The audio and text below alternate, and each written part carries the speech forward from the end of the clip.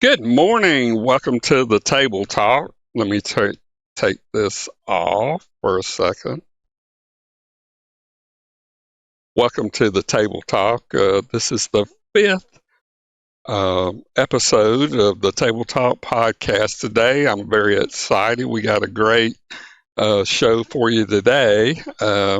Today is the launch of the Starship. And let me put that right back on. This is the Starship, if you're not familiar with it. It's the SpaceX Starship. Consists of a Starship as the second stage, and it has a heavy booster as the first stage. Now, in April of this year, they launched this stack. Not successful. It launched and it dug a hole about 50 or 60 feet and did great damage to the launch structure below here. They did not have a water deluge system. Uh, Boulders and rock and concrete, dirt, everything you could imagine also spilled out and into the surrounding area and damaged the tanks and the tank farm and things like that. It went as far as it went up. It got up, and then a flight termination system had to blow it up. Also, the Starship would not separate from the heavy lift booster. So, as a result, it started tumbling. This occurred back in April. It was known as IFT-1. Today, I'm glad to say that they were successful in launching the Starship stack again in IF2. That occurred at 5 o'clock this morning. So, yeah, so let me go ahead and first of all, I'll show you the launch and then we'll come back and talk about it, okay?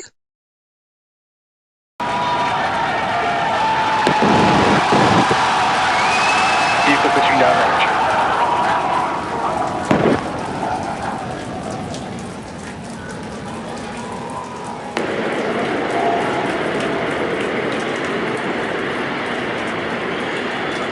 Booster chambers pressure nominal.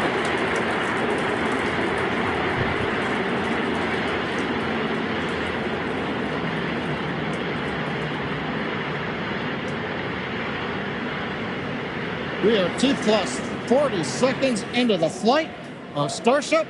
33 Raptor engines powering the Booster first stage. Power and telemetry nominal. We've heard power and telemetry nominal call out. We're heading downrange over the Gulf of Mexico.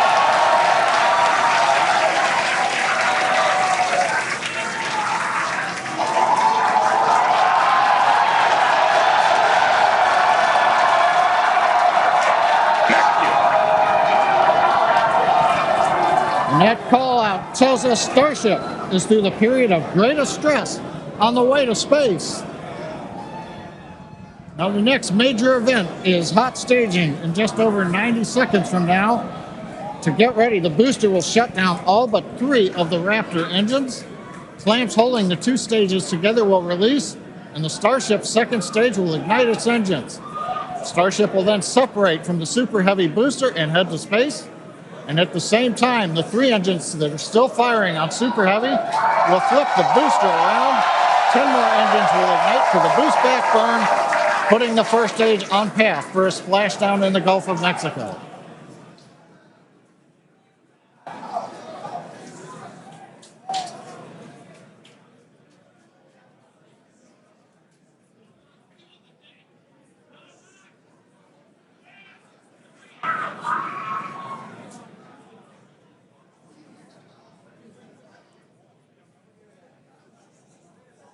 Engine power continues to look nominal on 33 Raptor engines. We're about to shut down the first stage and perform staging. Let's watch and listen.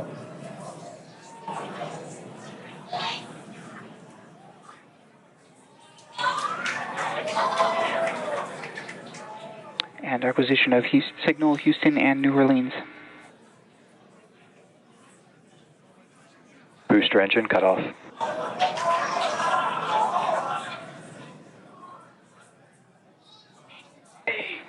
Stage separation. Boost bank startup. Ship comes in position.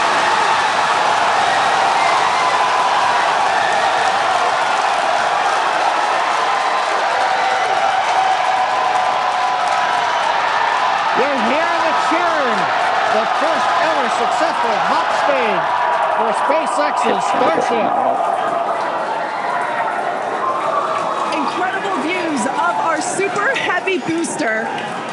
And as you can see, the Super Heavy booster has just experienced a rapid, unscheduled disassembly. However, our ship is still underway with Ship all avionics, six. power and telemetry nominal.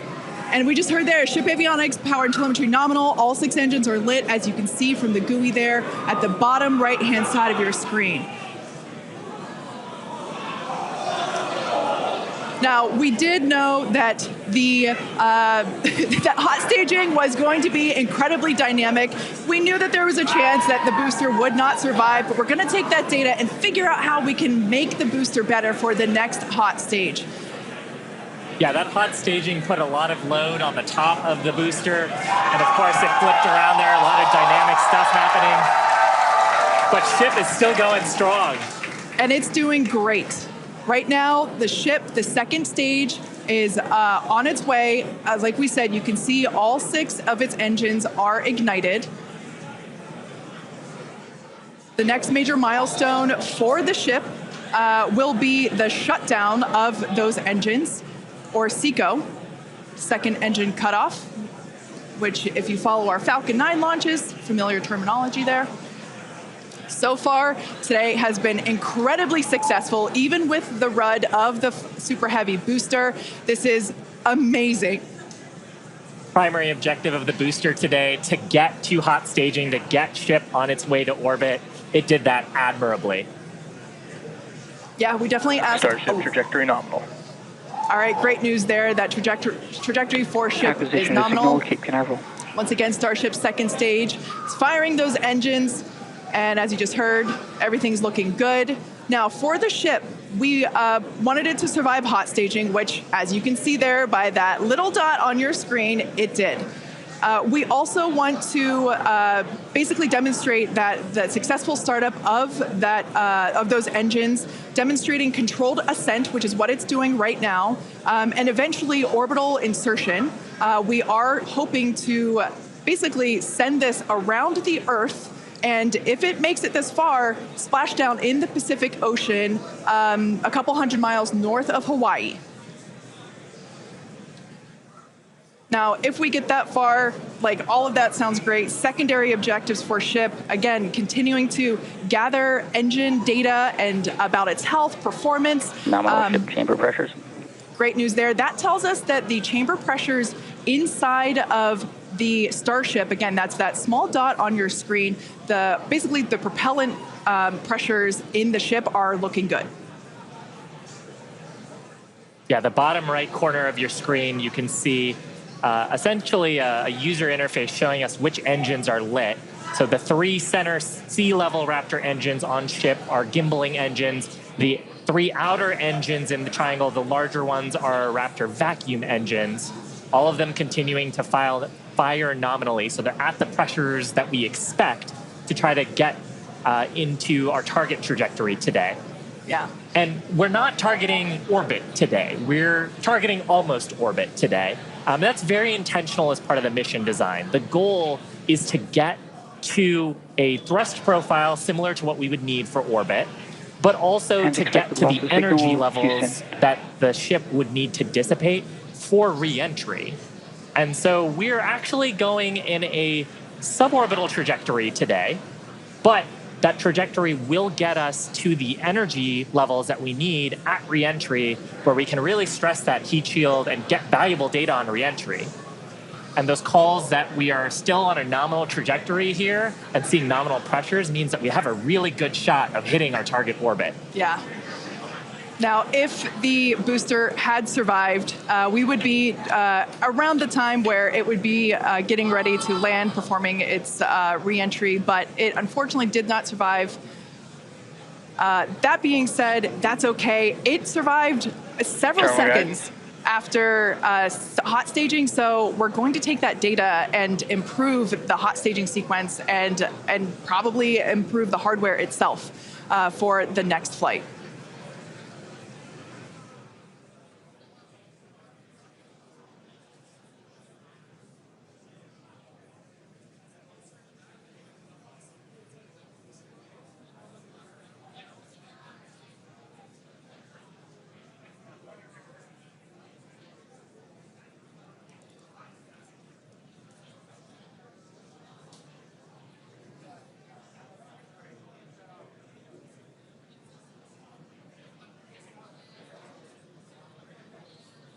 They're standing by for a call out here. Coming up on the projected time that ship would shut down its engines.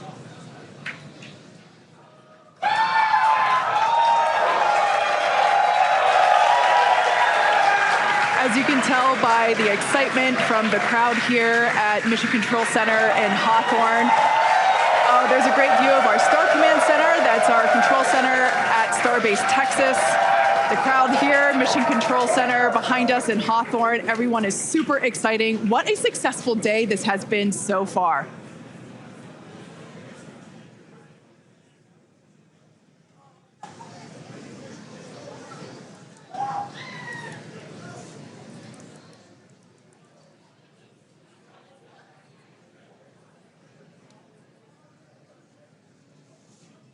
And I mean, up to this point, major successful milestones through hot staging, which was the big objective today.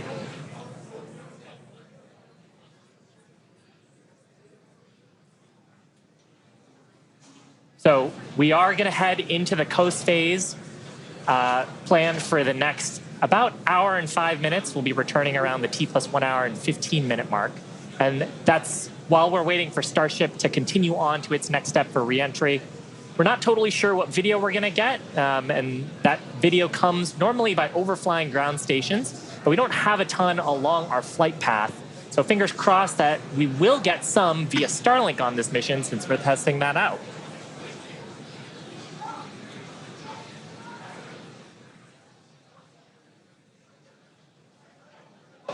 And also give us a moment. We are hearing some chatter on the net, so we're going to try to parse that for you.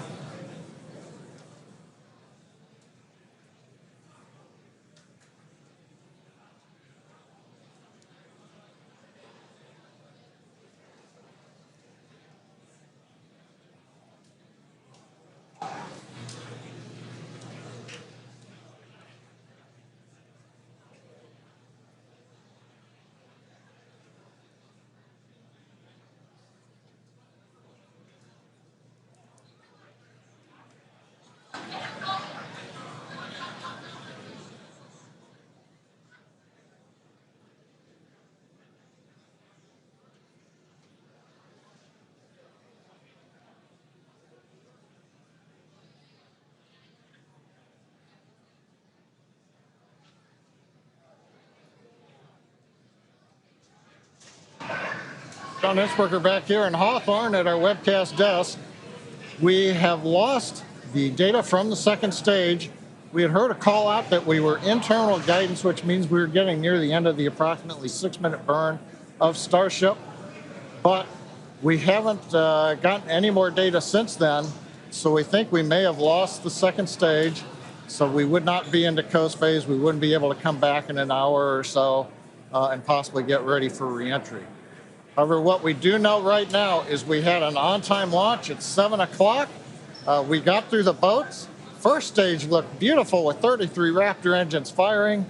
We got the hot staging, you know, the thing that we really wanted to see and impressed. We saw the separation. We saw the flip maneuver. We saw the light up of the 6 Raptor engines on Starship, and it headed away. Everything really looked good. But what we do believe right now is that the automated flight termination system on second stage appears to have triggered very late in the burn as we were headed downrange out over the Gulf of Mexico. But the real topping on the cake today, that successful liftoff, Kate, Shiva, the hot staging is just beautiful. Exactly what we were looking for. Yeah, ultimately, what honestly such an incredibly successful day. Even though we did have a RUD, or a rapid unscheduled disassembly, of both the Super Heavy booster and the ship, that's great. We got so much data, and that will all help us to improve for our next flight. Of course, and that's why we flight test, and you can bet that there's going to be more to come. So we really do want to thank you all for joining us. Of course, we want to thank the people of Cameron County. We want to thank all the federal agencies that have supported us for our test. And of course, a huge congratulations to the entire SpaceX team on getting through this flight test today. And I think with that, we're going to sign off from here in Hawthorne. Thanks so much for tuning in, and we'll see you next time. All righty. How exciting was that? Let me take this off. Okay.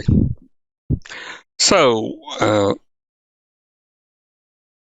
if you didn't notice, in the background picture of the control room, you can see Elon Musk and his brother Kimball with the white cowboy hat, so in the colorful jacket. I'm not sure if that was his child or if that was Elon's child. I'm not sure that he was picking up there, but how exciting was that? So this was the IF-2 missions. This is the second attempt to get the two-stage, which consists of the Starship and the Super Heavy booster, into orbit or near orbit. So its mission profile was to launch from Boca Chica, Texas, which it did successfully, not damaging any or severely damaging any of the launch infrastructure, and not causing any outward damage to wildlife or property or in the surrounding areas, say 5 kilometers out, which would consist in the ocean. And the last time, back in April, you had massive damage, and you had massive stuff just up in the air, going all the way out into the ocean or the Gulf of Mexico. Pretty far out there, and just like projectiles and stuff. So that was not good. But this time, we have reached obviously some milestone goals. Their goal, again, was to get it off the launch pad, not damage the launch pad or infrastructure or anything in the wildlife refuge and beyond. And obviously, the flight termination system, called FTS, blew up both the booster, heavy lift booster, as well as the Starship late in the mission profile. Now, originally the mission profile was to make it all the way to Hawaii and kind of belly flop down into the ocean, Pacific Ocean, about 30 kilometers or so out from the Hawaiian Islands. And both of those vehicles would basically sink to the bottom of the Gulf and the ocean, Pacific Ocean. Not recoverable anyway. So, but they, as you heard, they were able to get a lot of good information, probably orbital heating, orbital mechanic type data, pressure data, engine data, all kinds of data. I'm sure that they were able to get. So they'll use that information, that data, to perfect the next launch and continue its journey and into its Starship's development. This is the second time that it's launched on this at this late point in its development. So yeah, how exciting that was.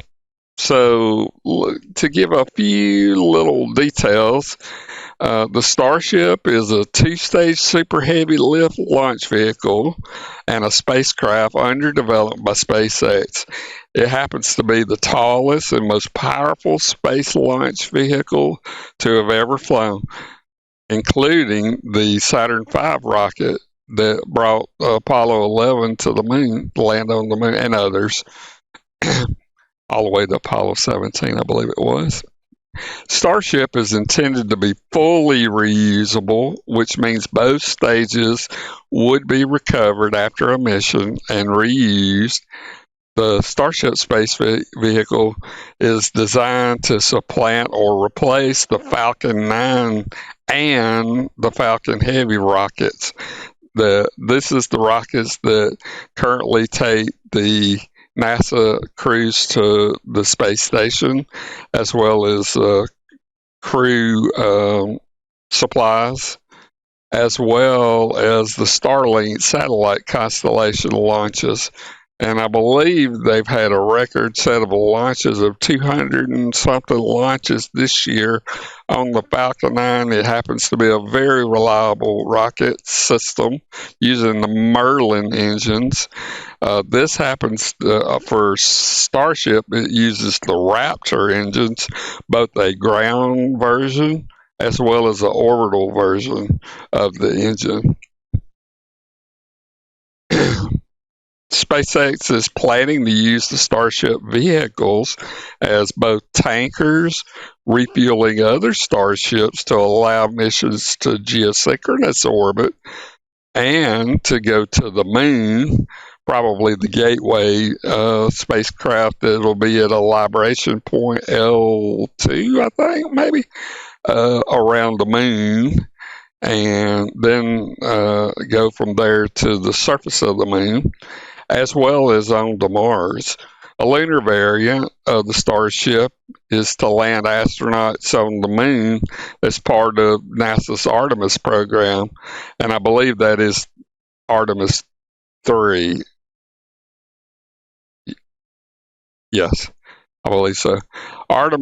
The Starship's ultimately meant to enable SpaceX's ambition of colonizing a Mars. They want to, every 2 years, to be able to send 1,000 starships onto Mars in one migration. Their goal is to get 1 million people on Mars living there permanently by 2050. That's the ultimate goal. How exciting is that? Starship's made up of the Super Heavy booster, which is the first stage, and the Starship spacecraft. The booster and the spacecraft's the second stage. The booster and spacecraft are both powered by clusters of Raptor rocket engines, which burns liquid methane and liquid oxygen, obviously at cryogenic temperatures. Both of the stages are constructed primarily of stainless steel, a material chosen as an alternative to a series of prior designs, including composite materials or composite materials. The booster will use its Raptor engines to slow itself down before it's caught by a pair of mechanical arms that are attached to the launch pad. Where it launched, the original launch point, that rocket booster is expected to come back down and be caught by the launch pad arms. It's amazing.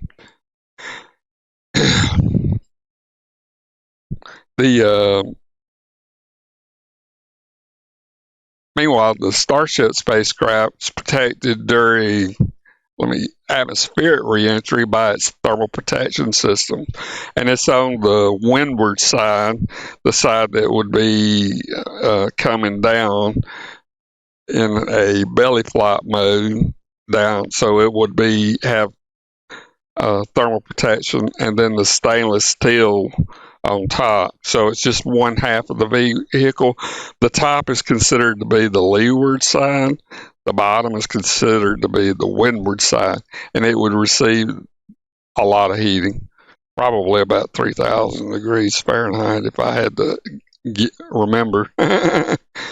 So this is, it will do a maneuver called the belly flop maneuver as it's returning from space in horizontal mode. It has flaps on there that can help steer it and guide it and slow it down into a vertical position, and then it'll land using its engines into the arms of the launch pad. The Starship system aims to achieve frequent space launches at low cost. Development follows an iterative and an incremental approach involving frequent, often destructive test flights of prototype vehicles. The first test flight of the Starship system took place on 20 April 2023 and ended 4 minutes after launch with the destruction of the test vehicle using the flight termination system. Second flight test attempt of the vehicle was conducted on 18 November 2023. But while the upper stage separated, like expected, the Super Heavy booster exploded seconds after, while the upper stage was lost nearly 8 minutes after launch. It wasn't quite in orbit. It was intentionally set not to go into orbit, but just right at what they were planning. So yeah, how exciting is that? So let's see where we are. We're at 27 minutes, so almost 30 minutes. That's kind of all I have to talk today. I'm just super thrilled. I've been waiting since April to see this. I thought it would be great. I had originally planned to talk about Matthew Perry. Friends, do a tribute for him. Maybe my wife will come and join us next week for that, or maybe the week after. The reason is we are coming up on Thanksgiving holidays, which will be next week. So I'm kind of bouncing around, maybe just taking a break and relaxing, enjoying Thanksgiving with the fam, and picking it back up next week, or I may do it. It just depends. So wherever you are, I'm hope that you have a great Thanksgiving holiday season. We're coming up on that, and as well as the Christmas season and the New Year's. So all of that's coming up. So a lot of time spent with the family and friends. So, yeah. So, wherever you are, I hope you have a great time during the holidays. Please be safe, and catch us again on Table Talk Podcast, either next week or the following. I'm not sure. So, see you later. Have a great weekend.